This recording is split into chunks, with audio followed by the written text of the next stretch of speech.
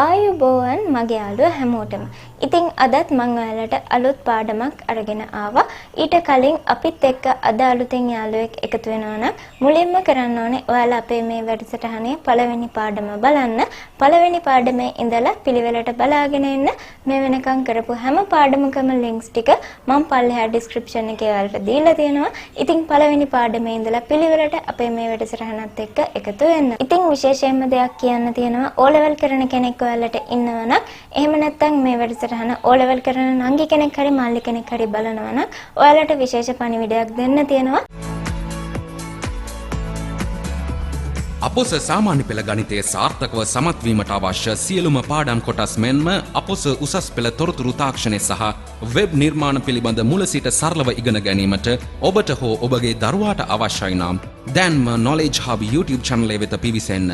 සියලුම පාඩම් කොටස් මුල සිට උදාහරණ සහිතව සරලව පැහැදිලි කර ඇත. මෙවර සාමාන්‍ය පෙළ සඳහා පෙනී සිටින දරුවන්ට මෙන්ම 8, 9, 10 ශ්‍රේණි දරුවන් සඳහා විශේෂයි. ඔබට පහත ඩිස්ක්‍රිප්ෂන් එකෙන් මෙම channel එක වෙත පිවිසිය හැක. ගණිතය උගනිමු, ජීවිතේ ජයගමු. Knowledge Hub.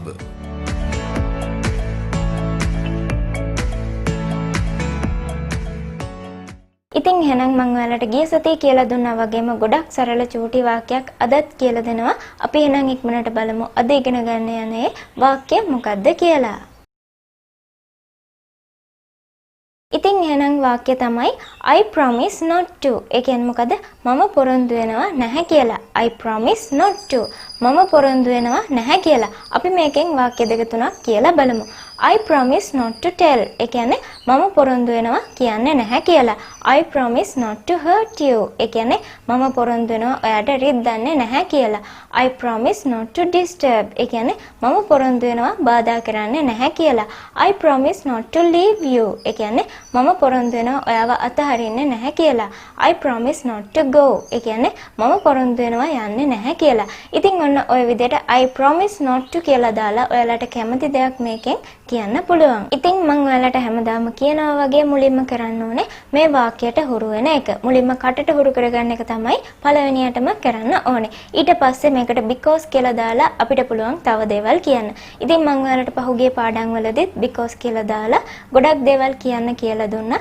ඒ වගේම මේ වාක්‍යනොත් මම අද ඔයාලට because කියලා දාලා තව චුට්ටක් මේ වාක්‍ය දික් කරලා පොඩි හේතුවක් එක්ක කියන්න කියලා දෙන්නම්. මුලින්ම මම කිව්වේ I promise not to tell. ඒ කියන්නේ මම පොරොන්දු වෙනවා කියන්නේ නැහැ කියලා. I promise not to tell. මම පොරොන්දු වෙනවා කියන්නේ නැහැ කියලා. අපි මේකට because දාලා කියලා බලමු. I promise not to tell because it's a secret. I promise not to tell because it's a secret. මම පොරොන්දු වෙනවා කියන්නේ නැහැ කියලා මොකද ඒක රහසක්. I promise not to tell. I promise not to tell because it's a secret. Because it's a secret. ඉතින් අන්න ඒ විදිහට ඔයාලට පුළුවන් මේ වාක්‍යයට because කියලා දාලා තව පුංචි හේතුවක් එක්ක මේක කියන්න. තව එකක් බලමු. I promise not to disturb because she is sewing. ඒ කියන්නේ මොකද්ද? මම පොරොන්දු වෙනවා බාධා කරන්නේ නැහැ කියලා මොකද ඇය මහනවා. මහනවට තමයි sewing කියලා කියන්නේ. sew කියලා කියන්නේ මහනවා. ඉතින් අපව බලමු. I promise not to disturb because she is sewing. ඒ කියන්නේ මම පොරොන්දු වෙනවා බාධා කරන්නේ නැහැ කියලා මොකද ඇය මහනවා. තව එකක් බලමු. I promise not to leave you because I can help you. ඒ කියන්නේ මොකද්ද? මම පොරොන්දු වෙනවා ඔයාව අතහරින්නේ නැහැ කියලා මොකද මට ඔයාට උදව් කරන්න පුළුවන්. අපහුසරයක් බලන්නකෝ. I promise not to leave you because I can help you. තව වාක්‍යයක් බලමු. I promise not to go because that journey is dangerous. ඒ කියන්නේ මොකද්ද? මම පොරොන්දු වෙනවා යන්නේ නැහැ කියලා මොකද ඒ ගමන භයානකයි. ඉතින් dangerous කියලා කියන්නේ භයානකයි. ඒ වගේම journey කියලා කියන්නේ ගමනට. ඔයාලට පුළුවන් මේ විදිහට because කියලා දාලා මේ වාක්‍ය ටිකක් දික් කරලා කියන්න. හරි එහෙනම් මම දැන් කිව්ව ටික විතරක් නෙමෙයි ගොඩක් දේවල් ඔයාලට මේ වාක්‍යයෙන් කියන්න පුළුවන්. ඒ වගේම තමයි මම හැමදාම කියනවා වගේ මේ වාක්‍ය දාලා දවසකට 10 පාරක් විතර මොනවා හරි දෙයක් කියන්න බලන්න. පොඩි අයත් එක්කම මේක හරියට පුරුදු වෙන්න. ඒ වගේම මම කලින් කියලා දුන්න දේවල් අමතක කරන්න එපා. ඒ දේවලුත් පුරුදු වෙන ගමන් මේකත් හරියට පුරුදු වෙන්න. ඉතින් එහෙනම් ලබන සතියේ අලුත් පාඩමකින් අපි හම්බ වෙමු. ඒ හම්බ වෙනකන් ඔයාලා හැමෝටම සුබ දවසක්.